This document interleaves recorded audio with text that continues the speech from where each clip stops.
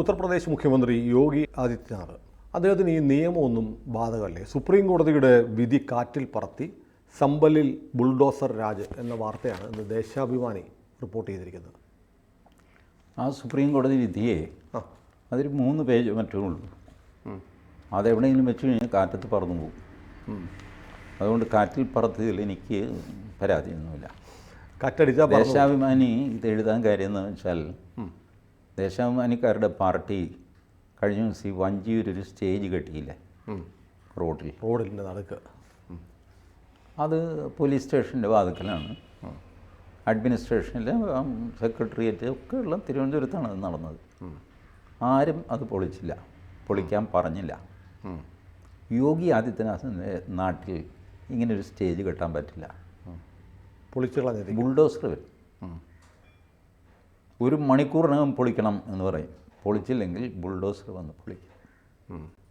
ദേശാഭിമാനിക്ക് വേണ്ടത് വഞ്ചിയൂർ അവർ കെട്ടിയ സ്റ്റേജ് അത് പൊളിക്കണമെങ്കിൽ അവർക്ക് 45 ദിവസത്തെ നോട്ടീസ് കൊടുക്കണം ഏരിയ സെക്രട്ടറിക്ക്. Area secretary പൊളിക്കില്ല. പൊളിക്കാതെയാകുമ്പോൾ സർക്കാർ മുനിസിപ്പൽ കോടതിയിൽ പരാതി കൊടുക്കണം. ഇങ്ങനെ റോഡ് ബ്ലോക്ക് ചെയ്ത് കെട്ടിയിരിക്കുന്നു, അത് പൊളിക്കാൻ ഉത്തരവിടണം. മുനിസിപ്പൽ ഉത്തരവിടും. അപ്പോൾ ഇവർ ആ ഉത്തരവ് ജില്ലാ കോടതിയിൽ ചലഞ്ച് ചെയ്യും. അപ്പീലുമായിട്ട് പോകും. ജില്ലാ കോടതിയിൽ അപ്പീൽ പോയിക്കും. അപ്പോഴത്തേക്ക് ഇവിടെ സ്റ്റേജ് ഇങ്ങനെ കിട്ടി സ്റ്റേജിൽ ഓരോ പരിപാടികളായിട്ട് നടന്നുകൊണ്ടിരിക്കുക. ദിവസവും സ്റ്റേജ് വാടകയ്ക്ക് കൊടുക്കുന്നു, മറ്റ് കലാപരിപാടികൾക്ക് ഇതിനൊക്കെ വാടകയ്ക്ക് കൊടുക്കുന്നു, കാശുണ്ടാക്കുന്നു. ഇപ്പം ജില്ലാ കോടതി ഇതിങ്ങനെ നിരക്കി കൊണ്ടുപോകുന്നു. ഒരു 5 വർഷം. 5 വർഷം കഴിയുമ്പോൾ ജില്ലാ കോടതി പറയുന്നു അത് പൊളിച്ച് കളയണം. ഇതിനിടയ്ക്ക് സ്റ്റേജിന് കോൺക്രീറ്റിൻ്റെ കാലായി, നല്ല തറയായി. ആ തറയിൽ ടൈൽസൊക്കെ വിരിച്ചിട്ട് നൃത്തം ചെയ്യാൻ പാകത്തിന് അവരുടെ കാലൊന്നും മുറിയരുതല്ലോ. ആ രീതിയിലായി. അപ്പോഴാണ് ജില്ലാ കോടതി ഇത് പൊളിക്കാൻ പറയുന്നത്. ഹൈക്കോടതിയിൽ ചലഞ്ച് ചെയ്യും. ഹൈക്കോടതി അത് വാങ്ങിച്ചിട്ട് അവരുടെ പെറ്റീഷൻസിൻ്റെ ഏറ്റവും താഴെ, ഹൈക്കോടതിയിൽ എന്തോ 1.25 ലക്ഷം പെറ്റീഷൻ പെയിൻറ്റിംഗ് ആണ്. അതിൻ്റെ ഏറ്റവും താഴെയല്ലേ ഇത് വയ്ക്കാൻ പറ്റുള്ളൂ. അവിടെ വയ്ക്കും. ഈ സ്റ്റേജ് അങ്ങ് പെർമനൻ്റ് ആകും. കേരളത്തിൻ്റെ കാലാവസ്ഥ മാറിയിട്ട് ഈ യോഗിയെ പോലെ ഒരാൾ വരും മുഖ്യമന്ത്രിയായിട്ട്. ബുൾഡോസർ കൊണ്ടുപോയിട്ട് ആ സാധനം പൊളിക്കും. അപ്പോഴും ദേശാഭിമാനി നിലവിളിക്കും.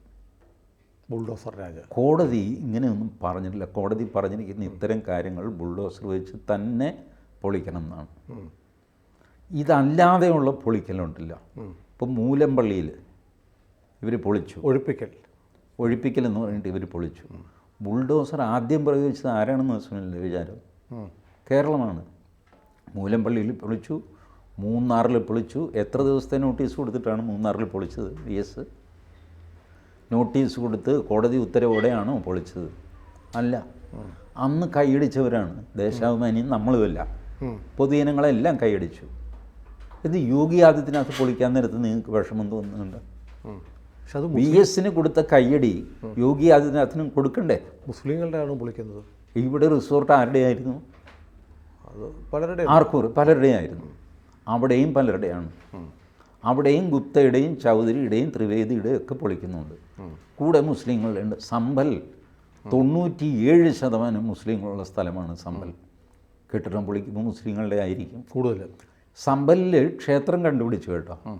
1947 ആഗസ്റ്റ് 15 എങ്ങനെ ഇരിക്കുന്നോ അങ്ങനെ ഇരിക്കണം. ശരി. ഇത് 30 വർഷം മുമ്പ് ഈ അവിടെ ഹനുമാൻ ക്ഷേത്രം, ശിവനും ഉണ്ട്, പക്ഷേ ഹനുമാനാണ് മെയിൻ. അത് പോലീസുകാർ കഴുകി വൃത്തിയാക്കിയിട്ടൊക്കെ കഴുകുക. തൊട്ടടുത്തിരിക്കുന്ന മുസ്ലിം വീട് വലുതാക്കി ഹനുമാൻ ക്ഷേത്രം കൂടെ അകത്തേക്കാക്കി അതവരുടെ മുറിയാക്കി മാറ്റി. ഹനുമാനെ വെള്ള പൂശിയിട്ട്, ഹനുമാൻ ഇല്ലാന്ന് തോന്നുന്നു, ഒറ്റയടിക്ക് ഒന്ന് കഴുകി കഴിഞ്ഞാൽ തെളിഞ്ഞു വരും. ഇത് സമ്പലിൽ നടന്നു. അതുകൂടാതെ അൺഓതറൈസ്ഡ് ഇലക്ട്രിക് കണക്ഷൻ ഇവർ ചെയ്യുന്നത്. ഇലക്ട്രിക് പോസ്റ്റ് ഉണ്ടല്ലോ റോഡിലെ, ആ പോസ്റ്റ് കൂടെ അകത്താക്കിയിട്ട് മതിൽ കിട്ടും. പിന്നെ പോസ്റ്റും കൂടെ ചേർത്തിട്ട് വീടങ്ങ് വലുതാക്കും. പോസ്റ്റ് വീടിനുള്ളിലാകും. പിന്നെ ആരും കാണില്ല. അതിപ്പോൾ ദേശാഭിമാനിയുടെ ഈ വാർത്ത തന്നെ പറയുന്നുണ്ട്. 4 മസ്ജിദും 1 മദ്രസയും 1,25,00,000 രൂപയുടെ വൈദ്യുത മോഷണം നടത്തിയെന്ന് ആരോപിച്ച് നോട്ടീസ് കൊടുത്തിട്ടുണ്ടത്. ഉണ്ട്. അത് സമ്പലിൽ മാത്രമല്ല, ദേശാഭിമാനിക്കാരാ. ഞാൻ നിങ്ങളോട് പറയാൻ, ഝാൻസിയിൽ ഇത് നടന്നു. ഝാൻസിയിൽ ഇവരും മിണ്ടിയില്ല. കാരണം സമ്പലിലെ കേസുകളുണ്ടല്ലോ 1600 പേരുടെ പേരിലാണ് FIR, വൈദ്യുതി മോഷണത്തിൻ്റെ FIR. ബാക്കി കേസ് വേറെ. മുഴുവൻ ബിൽഡിങ്ങും അൺഓതറൈസ്ഡാണ്. ഇത് തന്നെ ഝാൻസിയിൽ നടന്നു. ഝാൻസിയിൽ ഒരു അക്ഷരം വേണ്ടിയില്ല. കാരണം അവർക്ക് മനസ്സിലായി ഇത് യോഗി ആദിത്യനാഥിൻ്റെ കളി വേറെയാണ്. ഇങ്ങനെ എടുത്ത് ഈ ഏർപ്പാട് നടപ്പാൻ ഇങ്ങനെ ഉള്ള ബിൽഡിങ് പൊളിച്ചിട്ട് അതിനകത്ത് അമ്പലം ഉണ്ടെങ്കിൽ അതും കൂടെ പുറത്തേക്ക് കൊണ്ടുവരും. എല്ലാവരും ധരിക്കുന്നത് എന്താ, ബാബറും ഔറംഗസീബും ഒക്കെയാണ് അമ്പലം പൊളിച്ച് പള്ളിയാക്കിയത്.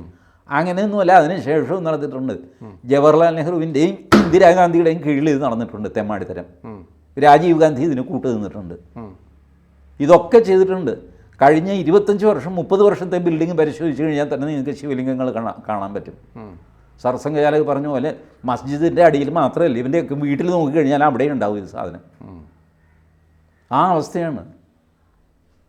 ഇത് പൊളിച്ചു കളഞ്ഞതിന് ദേശാഭിമാനി നിലവിളിച്ചിട്ട് കാര്യമൊന്നുമില്ല.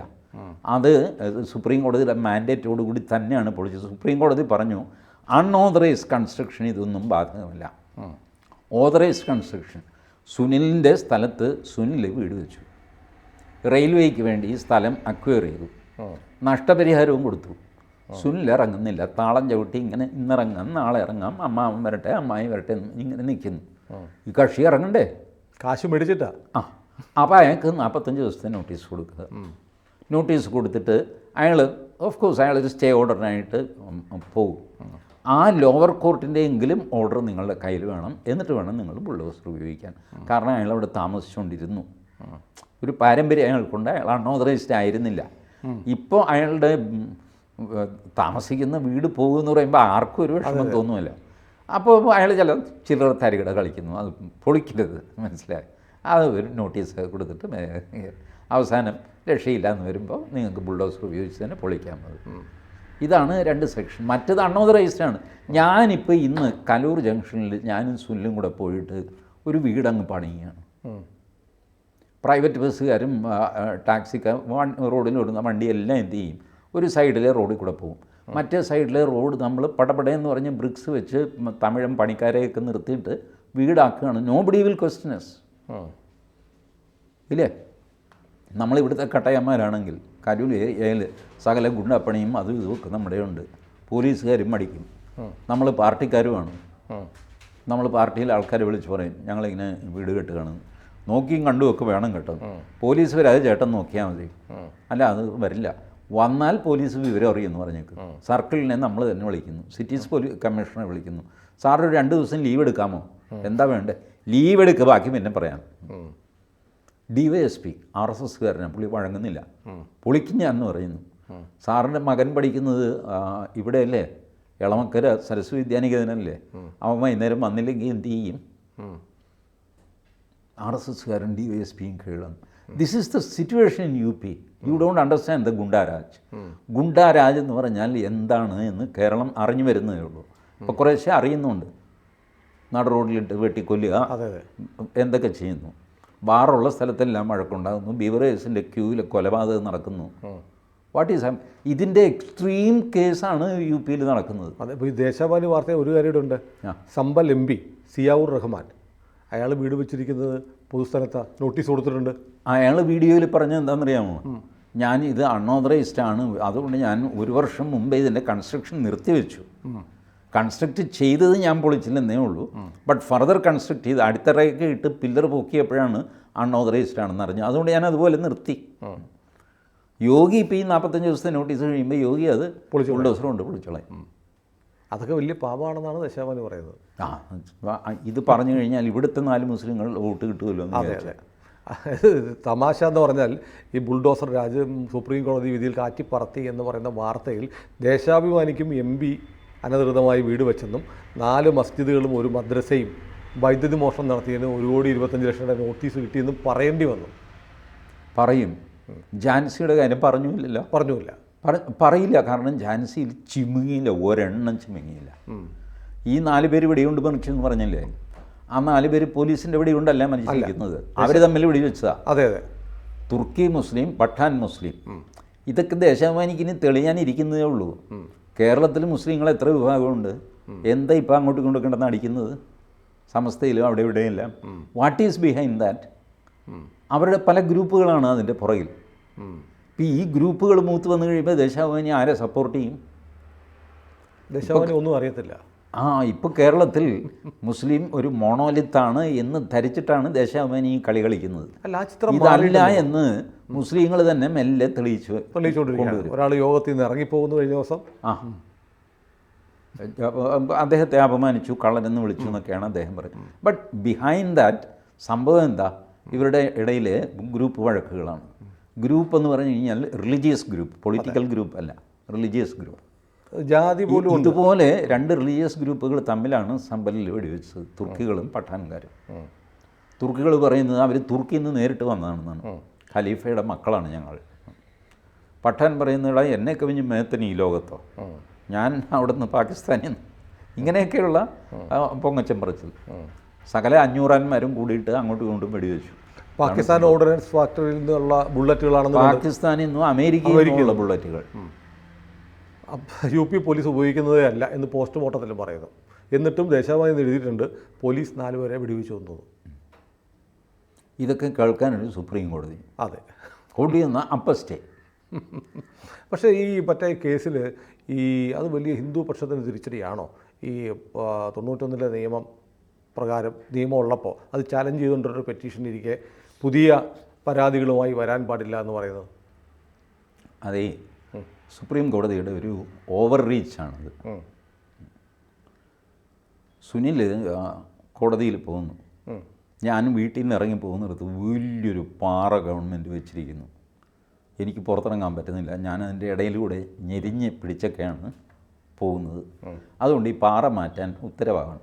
ഇതാണ് സുനിലിൻ്റെ പരാതി. സുപ്രീം കോടതി പറയുന്നു, പാറ അൺകോൺസ്റ്റിറ്റ്യൂഷനാണ് അല്ലേ, പാറ, ഞങ്ങളത് മാറ്റണോ വേണ്ടതെന്ന് ആലോചിക്കാം. സുനിലൊരു കാര്യം ചെയ്യും, ഇപ്പം ഈ വളഞ്ഞു ചുറ്റി പോകുന്നില്ലേ, അതും കൂടെ സ്റ്റേ ചെയ്യും. അപ്പോൾ എന്നാലേ ഇത് പരിശോധിക്കാൻ പറ്റുള്ളൂ. മൊത്തം പരിശോധിക്കണം. ഞാൻ അകത്തിരുന്നാൽ മതി. അകത്തിരുന്നാൽ ഇതാണ് സുപ്രീം കോടതിയുടെ രീതി. അതാണ് എക്സാക്ട്ലി ഇതാണ് സുപ്രീം കോടതി ചെയ്തിരിക്കുന്നത്. അത് ജസ്റ്റിസ് KV വിശ്വനാഥൻ്റെ ആവേശം കാണുമായിരുന്നു. ഭയങ്കരമായിട്ട് അദ്ദേഹം ആവേശത്തോടെ. ഇതിൽ മാത്രമല്ല, ബുൾഡോസറിലൊക്കെ ചൂടായത് KV വിശ്വനാഥനാണ്. പക്ഷേ എഴുതി വരുമ്പോഴത്തേക്ക് ഈ പറഞ്ഞ അൺഓതറൈസ്ഡ് കൺസ്ട്രക്ഷൻ ഇത് ബാധകമല്ല എന്നൊക്കെ എഴുതി. ഇതിലങ്ങനെയല്ല, ഇതിൽ ക്ലിയറായിട്ട് എഴുതി. പ്രാക്ടിക്കലി എഴുതിയിരിക്കുന്നത് ഹിന്ദു വിഭാഗത്തിന് കേസ് കൊടുക്കാൻ അവകാശമില്ല അടുത്ത ഹിയറിങ് വരെ. അടുത്ത ഹിയറിങ് എന്നാണെന്ന് ദൈവത്തിനറിയാം. താരിഖ് പേ താരിഖ് എന്ന് പറയില്ല. 15-ാം തീയതിക്ക് മാറ്റുക, അടുത്ത മാസം. അല്ല, ഒരാൾക്ക് കേസ് കൊടുക്കാൻ അധികാരമില്ല എന്ന് പറയാൻ പറ്റും. അങ്ങനെ പറഞ്ഞിരിക്കുന്നു. ഫണ്ടമെൻ്റൽ റൈറ്റ് അല്ലേ നമ്മൾ ഈ ഫണ്ടമെൻ്റൽ റൈറ്റ്, കേസ് കൊടുക്കാൻ എന്ന് പറയുന്നതിന് ഫണ്ടമെൻ്റൽ റൈറ്റ് ഇല്ല. പക്ഷേ ജുഡീഷ്യൽ റെമഡി, അതെ, ജുഡീഷ്യൽ റിവ്യൂ, ഇതൊക്കെ ഒരു മനുഷ്യൻ്റെ അടിസ്ഥാന അവകാശങ്ങളാണ്. ഫണ്ടമെൻ്റൽ എന്ന് ഞാൻ പറയുന്നില്ല, കാരണം ആ ലിസ്റ്റിൽ അതില്ല. ജുഡീഷ്യൽ റിവ്യൂ ബേസിക് സ്ട്രക്ചറിൻ്റെ ഭാഗമാണെന്ന് ഇവർ തന്നെ വിധിച്ചിട്ടുണ്ട്. നാളെ സുപ്രീം കോടതി പറയാണ് ഹൈക്കോടതികൾ കേസ് കേൾക്കരുത് എന്ന് വിധിച്ചു എന്ന് വെച്ചു. എന്ത് ചെയ്യും? ആർട്ടിക്കിൾ 142 വെച്ചിട്ട് ഹൈക്കോടതി പറയുന്നത് നിയമമാണ്, അതെല്ലായിടത്തും ബാധകമാണ്. സുപ്രീം കോടതി പറയുകയാണ് ഹൈക്കോടതികൾ വിധിക്കരുത്, കഴിഞ്ഞു. ഹൈക്കോടതി പറയുകയാണ് ലോവർ കോർട്ട് വിധിക്കരുത്, കഴിഞ്ഞു. ഇതെനിക്കറിയില്ല അധികാര ദുർവിനിയോഗത്തിൻ്റെ. പിന്നെ എന്താ ചെയ്യേണ്ടത്? പലരും തമാശയ്ക്ക് പറയാറുണ്ട്, കോടതി പറഞ്ഞു എടാ ഇവിടെ വന്ന് നിങ്ങൾ ശല്യം ചെയ്യരുത്, ലോവർ കോർട്ടിലും ശല്യം ചെയ്യരുത്, നിങ്ങൾ വലിയ കറസേവയോ മറ്റോ നടത്തിയിട്ട് നിങ്ങളുടെ അമ്പലം തിരിച്ചു പിടിച്ചോ. അതായിരിക്കും. നിങ്ങൾ തിരിച്ചു പിടിച്ചു കഴിയുമ്പോൾ ഞങ്ങളിത് നിങ്ങളുടെ പേർക്ക് എഴുതി തരാം. അയോധ്യയിൽ സംഭവിച്ചു പോലെ. ഇതാണ് തമാശയ്ക്ക് പറയുന്നതാണ്. കോടതിയുടെ അനാദരം ഉണ്ടായിട്ട് പറയുന്നതൊന്നുമല്ല. But it is quite surprising. Suit file ചെയ്യാൻ പാടില്ല. അപ്പോൾ വക്കീലന്മാരെല്ലാം ബഹളം വെച്ചു. ഇതെന്താ കാരണം? എതിർകക്ഷി പോലും ഈ റിലീഫ് ചോദിച്ചിട്ടില്ല. ഇത് സ്റ്റേ ചെയ്യണമെന്നോ കേസ് സ്റ്റേ ചെയ്യണമെന്നോ ഒന്നുമല്ല. ഇതിൻ്റെ കോൺസ്റ്റിറ്റ്യൂഷനാലിറ്റിയാണ് വിഷയം. മറ്റേ സർവേ നടത്തണോ വേണ്ട അതൊക്കെ ലോവർ കോടതി തീരുമാനിക്കുന്നുണ്ട്, പോകുന്നുണ്ട്. എതിർകക്ഷിയും അന്തം വിട്ടുപോയി. അവൻ സ്വപ്നം പോലും കാണാത്തൊരു റിലീഫ് സുപ്രീം കോടതി പോക്കറ്റിലിട്ട് കൊടുക്കുന്നു. പിടിച്ചോടാൻ മോനെ എന്ന് പറഞ്ഞു. അല്ല സാറേ ഇതെന്താ ഇരിക്കട്ടെ. കേജ്രിവാളിന് ജാമ്യം കൊടുത്തില്ല. ജാമ്യം ചോദിച്ചില്ല അയാൾ. ജാമ്യം തരട്ടെ എന്ന് വേണ്ടാന്ന് പറഞ്ഞു. ഇല്ല ഞങ്ങൾ തരും.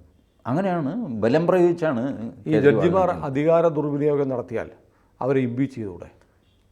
ഇതൊക്കെ വളരെ എക്സ്ട്രീമായിട്ടുള്ള സംഗതിയാണ്. ഇപ്പോൾ നോക്കുക, അവർ ചെയ്തിരിക്കുന്നത് എന്താ, ഈ 2 മാസമാണ് 4 വീക്സ് കേന്ദ്ര സർക്കാരിന് അഫിഡാവിറ്റ് കൊടുക്കാൻ, 4 വീക്സ് അതിൻ്റെ റിപ്ലൈ ബാക്കിയുള്ളവർക്ക് ഫയൽ ചെയ്യാൻ. അപ്പോൾ 4+4 8 വീക്സ്, 2 മാസം. 2 മാസത്തേക്കാണ് അവർ സ്റ്റേ ചെയ്തിരിക്കുന്നത്. What is so big about that? 2 മാസം കൊണ്ട് നിങ്ങൾ എന്ത് ചെയ്യാൻ പോവുക? 2 മാസം കൊണ്ട് ഒരു അമ്പലം നിങ്ങൾ കേസ് കൊടുത്ത് റിക്ലെയിം ചെയ്തിട്ട് നിങ്ങളുടെ ആക്കി മാറ്റാനൊന്നും പോകുന്നില്ല. അവിടെ ഒന്നും സമാധാനപ്പെടുക എന്ന് പറഞ്ഞ് അവർ ചെയ്തതിനെ ദുരുപയോഗം എന്ന് വിളിക്കാമോ? ഇതായിരിക്കും അവരുടെ ഭാഗത്തു നിന്നുള്ള ആർഗ്യുമെൻറ്റ്. ഞാൻ ഈ അവരുടെ ചിന്ത എങ്ങനെയാണ് പോകുന്നതെന്ന് നമുക്ക് നോക്കാമല്ലോ. ഈ സമ്പൽ വിഷയത്തിലാണ് ഈ പ്രശ്നം മുഴുവൻ ഉണ്ടാകുന്നത്. സമ്പൽ വിഷയം സുപ്രീം കോടതിയിൽ പോയപ്പോൾ സുപ്രീം കോടതി മാന്യമായിട്ടാണ് ഇടപെട്ടത്. ജാനുവരി 8-നാണ് ലോവർ കോർട്ട് അതിൻ്റെ ഡിസിഷൻ പറയാനിരുന്നത്. ജാനുവരി 8-ന് മുമ്പ് നിങ്ങൾ ഡിസിഷൻ പറയരുത്. അതെ. സർവേ റിപ്പോർട്ട് നിങ്ങൾ സീൽഡ് കവറിൽ വയ്ക്കണം, പുറത്ത് പറഞ്ഞ് കച്ചറയാക്കരുത്. പിന്നെ നിങ്ങളുടെ പ്രശ്നം വെടിവെപ്പ് ബഹളം അത് ഹൈക്കോടതിയിൽ പോവുക. ഇത് പറഞ്ഞിട്ടാണ് സുപ്രീം കോടതി അന്ന് വിടുന്നത്. അല്ലാതെ സുപ്രീം കോടതി ഒരു ദ്രോഹവും ചെയ്തില്ല. വാരാണസിയിൽ സർവേ നടന്നു. അന്ന് DY ചന്ദ്രചൂഡിൻ്റെ വിധിയിൽ അദ്ദേഹം പരാമർശമായിട്ട്, വിധിയുടെ ഭാഗമല്ല അത്, പരാമർശമായിട്ട് പറഞ്ഞു ഈ 91-ലെ ആക്ട് സർവേ നടത്തുന്നതിന് എതിരല്ല. ക്യാരക്ടർ നിർണ്ണയിക്കാതെ പിന്നെ അല്ലേ അത് നിലനിർത്തണോ വേണ്ടത്, വാട്ട് ഈസ് ദ ക്യാരക്ടർ എന്ന് പറഞ്ഞാൽ അവിടെ കോർട്ടിന് അതിന് ആ മനുഷ്യന് തെറി പറയാൻ ഇനിയൊന്നും ബാക്കിയില്ല. ചന്ദ്രചൂഡിന് ഒരുപാട് ചീത്ത കേട്ടു.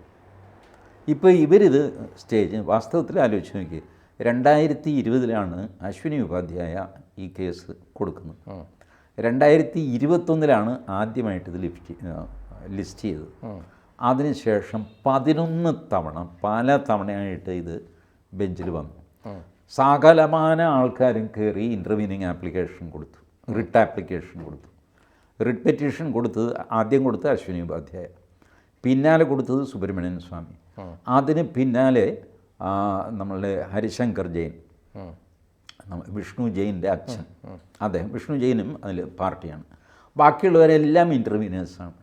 മുസ്ലിം ഭാഗത്തു നിന്നും ഒരുപാട് ഇൻ്റർവീനേഴ്സ്. ഇതിനിടയ്ക്ക് പലതവണ ഈ കേസ് വന്നപ്പോൾ കേന്ദ്ര സർക്കാർ അഫിഡാവിറ്റ് കൊടുത്തില്ല. കേന്ദ്ര സർക്കാരിനുമുണ്ട് ഒരു ധർമ്മസങ്കടം. കേന്ദ്ര സർക്കാർ പാസ്സാക്കിയൊരു നിയമമാണിത്. സർക്കാർ ഒരു കണ്ടിന്യൂറ്റി ആണല്ലോ, പാർട്ടിയാണ് മാറുന്നത്. Government is A continuity.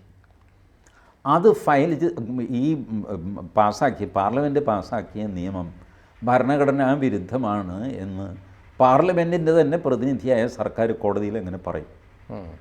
ഇനി പറഞ്ഞു എന്ന് തന്നെ വെച്ചോ, കോടതി പറയും എന്നാൽ പിന്നെ നിങ്ങൾ പാർലമെൻറ്റിൽ ഇത് കൂടി ഇത് റദ്ദാക്കുന്നത് ഞങ്ങളെ ഉപദ്രവിക്കുന്ന എന്തിനാണെന്ന് ചോദിക്കും. അപ്പോഴും സർക്കാർ കുഴപ്പത്തില്ല പാർലമെൻറ്റിൽ. പക്ഷേ അപ്പോൾ BJPക്ക് ഒരു ഇതുണ്ട്, സുപ്രീം കോടതി പറഞ്ഞിട്ടാണ് ഞങ്ങൾ ചെയ്തത്. എന്താണെങ്കിലും സർക്കാർ ബുദ്ധിമുട്ടില്ല. ഈ ആക്ടിനെ പിന്തുണയ്ക്കാനും വയ്യ, ഇതിനെ എതിർക്കാനും വയ്യ. അതാണ് സർക്കാർ ഈ അഫിഡാവിറ്റ് ഇങ്ങനെ നീട്ടിക്കൊണ്ട് പോകുന്നത്. ഇനി അതിന് സർക്കാർ എന്തെങ്കിലും ഒരു മീഡിയ കണ്ടുപിടിക്കും, ഒന്നുകിൽ കേസ് ലിസ്റ്റ് ചെയ്യിക്കുക. അത് പിന്നെ സർക്കാരിന് ഒരു പ്രശ്നമൊന്നുമില്ല. സർക്കാർ ഒരു ഇതുമില്ലാതെ തുഷാർ മേത്ത പറയും ഐ നീഡ് മോർ ടൈം. ഇവർ ചൂടാകും. What is this? It is 4 years now you are not. അതേ 4 yearsആയി പെറ്റീഷൻസ് എത്രയുണ്ടെന്ന് ആലോചിച്ച് നോക്ക്. നിങ്ങളൊരു കാര്യം ചെയ്യും, ഈ ഇൻ്റർവീനിങ് ആപ്ലിക്കേഷൻസ് മുഴുവൻ തള്ളിക്കളാം, ഒറിജിനൽ റിട്ട് പെറ്റീഷൻ നിലനിർത്തുക. ഞാൻ നാളെ തന്നെ അഫിഡാവിറ്റ് ഫയൽ ചെയ്യും. അല്ല വഴിയെ പോയാണ് മുഴുവൻ ഇംപ്ലീഡ് ചെയ്യുക. അവരുടെ പെറ്റീഷൻ അതെല്ലാം 10, 500, 600 പേജുള്ളതാണ്. ചരിത്രരേഖ, മറ്റേത് തേങ്ങാക്കൊല്ല എന്നൊക്കെ പറഞ്ഞിട്ടാണ്. ഇതെല്ലാം കൂടെ വായിച്ച് നോക്കിയിട്ട് ഞങ്ങളൊരു അഫിഡാവിറ്റ് തയ്യാറാക്കണ്ടേ? അതെ. We are dealing with a sensitive issue. Your Lordship, you cannot bulldoze this type of decision on us. We need time to study these things. അപ്പോൾ പിന്നെ ജഡ്ജി എന്ത് ചെയ്യും? കൂടി വന്നു കഴിഞ്ഞാൽ ഇവനൊരു വരട്ടും appropriate orders may be passed എന്ന് പറഞ്ഞിട്ട് കൂട്ടുവിട്ട് ഇറങ്ങി പോകും. എന്താണെന്ന് ചെയ്തോന്ന്. അപ്പോൾ സുപ്രീം കോടതി ആപ്പിലാകും. സർക്കാർ മാറിക്കൊടുത്തു എന്ന് വെച്ചോ, സർക്കാർ ഞങ്ങൾക്കൊന്നും പറയാനില്ല, കോടതി അങ്ങ് ചെയ്താൽ മതി. Appropriate orders may be passed. We have no opinion in this case. ഒരു കൺഫ്രണ്ടേഷന് പോയി കഴിഞ്ഞാൽ സുപ്രീം കോടതിയും ഒരുപാട് ഉഷ്ണിക്കും. അതാണ് ഇതിനകത്ത് വന്നിട്ടുള്ള ഒരു കാര്യം. വാസ്തവത്തിൽ ലെഫ്റ്റ് മൈ സെൽഫ് ഈ പെറ്റീഷനുമായിട്ട് പോയത് ഒരു അബദ്ധമായി. അതെ, പെറ്റീഷനുമായിട്ട് അവർ വരണമായിരുന്നു, മുസ്ലിം ഗ്രൂപ്പ്സ് വരണം. ഈ നടക്കുന്ന സർവേ സംഗതിയൊക്കെ ഇതിന് വിരുദ്ധമാണ്, 91 ആക്ടിന് വിരുദ്ധമാണ്. വിരുദ്ധമല്ല എന്ന് ചന്ദ്രചൂഡ് തന്നെ പറഞ്ഞിട്ടുണ്ട്. അപ്പോൾ സർക്കാരിന് പറഞ്ഞു, എന്ത് സുപ്രീം കോടതിയാണ് പറഞ്ഞത് സർവേ നടത്തുന്നതിൽ കുഴപ്പമൊന്നുമില്ല, ക്യാരക്ടർ നിർണ്ണയിക്കുന്നതിൽ കുഴപ്പമില്ല, ഞങ്ങൾ പൊളിക്ക് പിടിക്കും ഒന്നും ചെയ്യുന്നില്ല, ഇപ്പോൾ ക്യാരക്ടർ നിർണ്ണയിക്കുന്നു അത്രേ ഉള്ളൂ എന്ന് മറുപടി കൊടുക്കണം. ആവശ്യമില്ലാത്തൊരു അതായിരുന്നു കുറച്ചുകൂടെ നല്ലത്. ഇതിപ്പോൾ ഹിന്ദു സമ്മതിക്കുന്നു ഈ 91 ആക്ട് ഞങ്ങൾക്ക് എവിടെയോ ഒരു തടസ്സമായിട്ട് വരുന്നു. വാസ്തവത്തിൽ വിഷ്ണു ശങ്കർ ജെയിനാണ് ഇത് കണ്ടുപിടിച്ചത് ആദ്യം. ഈ ക്യാരക്ടർ നിർണ്ണയിക്കാനായിട്ട് ഈ ആക്ട് തടസ്സമല്ല എന്ന് കണ്ടുപിടിച്ചത്. ബട്ട് ആ വിഷ്ണു ശങ്കർ ജെയിൻ തന്നെ ഈ ഇതിൽ അഡീഷണൽ പെറ്റീഷൻ കൊടുക്കുകയും ചെയ്തു. അത് വിവേകപൂർണമായോ എന്ന് എനിക്ക് സംശയമുണ്ട്. ഇനിയിപ്പോൾ അത് പിൻവലിക്കാനും പറ്റില്ല. പിൻവലിക്കാൻ പറ്റില്ല, പൊതു താല്പര്യ ഹർജിയൊക്കെ പിൻവലിക്കാൻ പറ്റില്ല. സുബ്രഹ്മണ്യൻ സ്വാമി വേറൊരു ആംഗിളിലാണ് അറ്റാക്ക് ചെയ്യുന്നത്. സുബ്രഹ്മണ്യൻ സ്വാമി ഈ ആക്ട് അൺകോൺസ്റ്റിറ്റ്യൂഷണലൊന്നും ആയിട്ട് പ്രഖ്യാപിക്കേണ്ട, ചില സെക്ഷൻസ് റീഡ് ഡൗൺ ചെയ്യുക, എക്സ്പ്ലെയിൻ ചെയ്ത് ഇതിനകത്തൊന്നും ഇല്ല എന്ന് പറഞ്ഞ് തള്ളിക്കളയും. അപ്പോൾ സെക്ഷൻ 3 ആൻഡ് സെക്ഷൻ 4 നിങ്ങൾ അൺകോൺസ്റ്റിറ്റ്യൂഷനായിട്ട് പ്രഖ്യാപിക്കുക എന്ന് പറഞ്ഞാൽ it is a challenge to the other party. You don't say this is the meaning, so this doesn't have much importance എന്ന്. സെക്ഷൻ റീഡിങ് ഡൗൺ 3ക്ക് ചില സ്കോപ്പ് ഉണ്ടെന്നാണ് പറയുന്നത്. അല്ലേ, എന്തുമായിക്കോട്ടെ, സ്വാമിയുടെ ആർഗ്യുമെൻറ്റ് റീഡിങ് ഇറ്റ് ഡൗൺ എന്നുള്ളതാണ്.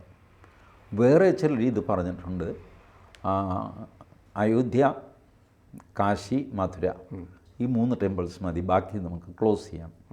ഈ ക്ലോസ് ചെയ്യാന്ന് പറഞ്ഞാൽ നാട്ടുകാർ സമ്മതിക്കില്ല. എനിക്ക് എൻ്റെ ഒരു അമ്പലം മാപ്പിളയിലാണ് കാലത്ത് നഷ്ടപ്പെട്ടിട്ടുണ്ട്, അത് തിരിച്ചു പിടിക്കണം, സുനിലാരാ അത് തിരിച്ചു പിടിക്കേണ്ടെന്ന് പറയാൻ, ഇങ്ങനെയുള്ള പ്രശ്നങ്ങളൊക്കെ ഉണ്ട്. ഏതായാലും ഈ ജാതിയാണ് പെറ്റീഷൻസ് നിലനിൽക്കുന്നത്. അപ്പോൾ മിക്കവാറും സർക്കാർ ഇത് തന്നെ പറയും, ഇങ്ങനെയൊക്കെയുള്ള പെറ്റീഷൻസ് 180 ഡിഗ്രീസ് ഡിഫറൻസിൽ നിൽക്കുന്ന പെറ്റീഷൻസ്, അതിൽ ഞാൻ കൗണ്ടർ ഇടണമെങ്കിൽ ഞാൻ ആലോചിച്ച് നോക്കി കണ്ടും പറയണ്ട, അല്ലെങ്കിൽ ഒരാളെ ഫേവർ ചെയ്യുന്ന പോലെ ആയിപ്പോകും. And you know it is a sensitive issue സെൻസിറ്റീവാണ്, അല്ല നമ്മൾ കണ്ണടച്ചിട്ട് കാര്യമൊന്നുമില്ല. It is a clear Hindu Muslim issue which is explosive. ഒരു കാര്യമില്ല, അത് ഒളിച്ചു വെച്ചിട്ട് കാര്യമൊന്നുമില്ല. तो मैं कुछ भी लिख दूँ खून खराबा हो सकता है. കേന്ദ്ര സർക്കാർ എന്ത് ചെയ്താൽ അതിൻ്റെ പേരിൽ വഴക്കും തല്ലും പറഞ്ഞു നമുക്ക്. അതുകൊണ്ട് ഞങ്ങൾക്ക് സമയം തന്നു പറഞ്ഞാൽ സുപ്രീം കോടതി കൊടുക്കാതിരിക്കാൻ പറ്റില്ല. ബട്ട് അന്നേരം സുപ്രീം കോടതി ചെയ്യാൻ പോകുന്ന ഈ സ്റ്റേ ഞങ്ങൾ വെക്കേറ്റ് ചെയ്യുന്നു, let it go to the original position. അതായത് ഹർജി ഫയൽ ചെയ്യുന്നതിന് മുമ്പേ എങ്ങനെയായിരുന്നോ അങ്ങനെ തന്നെ ഇരുന്നത്. എപ്പോഴും അസൗകര്യം എന്ന് വെച്ചാൽ കൗണ്ടർ കൊണ്ടുപോകാം. അപ്പോഴത്തേക്ക് സഞ്ജീവ് ഖന്നയുടെ ടേം കഴിയും 6 മാസമുള്ളൂ. അതാണ് വേറൊരു സംഗതി. സഞ്ജീവ് ഖന്ന ഇത് കേൾക്കാനായിട്ട് കോൺസ്റ്റിറ്റ്യൂഷണൽ ബെഞ്ച് ഉണ്ടാക്കി സഞ്ജീവ് ഖന്ന തന്നെ അതിൻ്റെ അധ്യക്ഷനായിട്ടിരിക്കുകയാണ്. അങ്ങനെ ഇരുന്നപ്പോൾ വാസ്തവത്തിൽ എനിക്ക് തോന്നുന്നു അദ്ദേഹം ബെഞ്ചിൽ ഇരിക്കണമെങ്കിൽ അദ്ദേഹത്തിൻ്റെ ടേമിൽ ഇത് തീരും എന്നുള്ള പ്രതീക്ഷയിലാണല്ലോ ഇരിക്കുന്നത്. ബട്ട് കേന്ദ്ര സർക്കാർ സഹകരിച്ചില്ലെങ്കിൽ ഇത് നീണ്ടുപോവുകയും അദ്ദേഹം ഉണ്ടാക്കിയ ബെഞ്ച് ഇൻഫ്രക്ച്വസ് ആകുകയും ചെയ്യും. ഇങ്ങനെ കോംപ്ലിക്കേറ്റഡ് ആയിട്ടുള്ള സാധനമാണ്.